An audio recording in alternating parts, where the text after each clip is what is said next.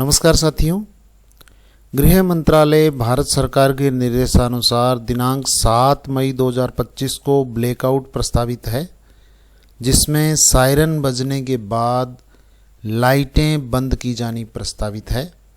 तो इसके संदर्भ में आम जन हेतु यहाँ कुछ महत्वपूर्ण निर्देश श्रीमान जिला कलेक्टर महोदय के द्वारा प्रदान किए गए हैं।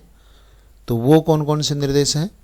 सबसे पहला निर्देश है कि आम जन सायरन बजने के तुरंत बाद अपने अपने घरों में शरण लेंगे और जब तक ऑल क्लियर का सायरन सुनाई ना दे तब तक अपने अपने घरों में ही रहना है।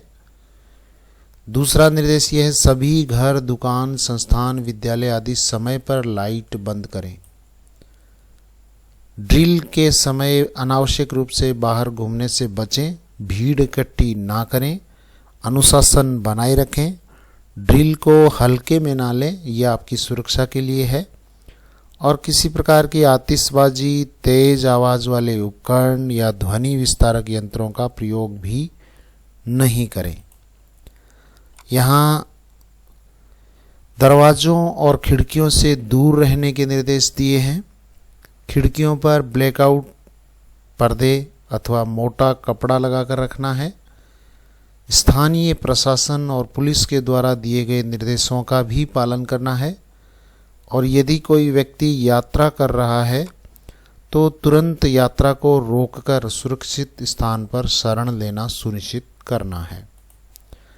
बहुमंजिला इमारतें जहाँ पे लिफ्ट अवेलेबल है तो लिफ्ट का प्रयोग नहीं करना है, इसके स्थान पर सीढ़ियों का प्रयोग करना है, क्योंकि लिफ्ट में एंटर होने के बाद में अगर ब्लैकआउट हुआ, लाइट चली गई तो उसके बाद में लिफ्ट के अंदर आप रह जाएंगे, बाहर जब लाइट आएगी तभी निकल पाएंगे। वृद्ध, बच्चों और दिव्यांगजनों की सहायता की जाए और पूर्व निर्धारित सुरक्षित क्षेत्र में रहकर व्यवस्थाएं बनाए रखी जाए। किसी भी प्रकार की अफवाह नहीं फैलानी है और न ही सोशल मीडिया पर भ्रामक जानकारी शेयर करनी है। सोशल मीडिया और अन्य माध्यमों से फैलाए जाने वाले भ्रामक वीडियो, संदेश आदि पर गौर नहीं करके अफवाहों से बचना है, शांत रहना है और गांवों में भ्रम फैलाने वाली कहानियों या अंधविश्वास से बचना है। लोगों को डराने या भयभीत करने की कोशिश नहीं करनी है। और इसके अलावा यहाँ जो निर्देश दिए हैं, आपातकालीन सेवाओं में बाधा न डालें। आपातकालीन सेवाओं जैसे एम्बुलेंस, पुलिस, अग्निशमन की सहायता के लिए रास्ता खुला रखें और कार्यालयों में कार्यरत कार्मिकों को इस ड्रिल और सुरक्षित बाहर निकलने के प्रयासों से अवगत करवाया जाए। और आपातकालीन निकास, अलार्म सिस्टम आदि कार्य कर रहे हैं, इसकी जांच कर ली जाए।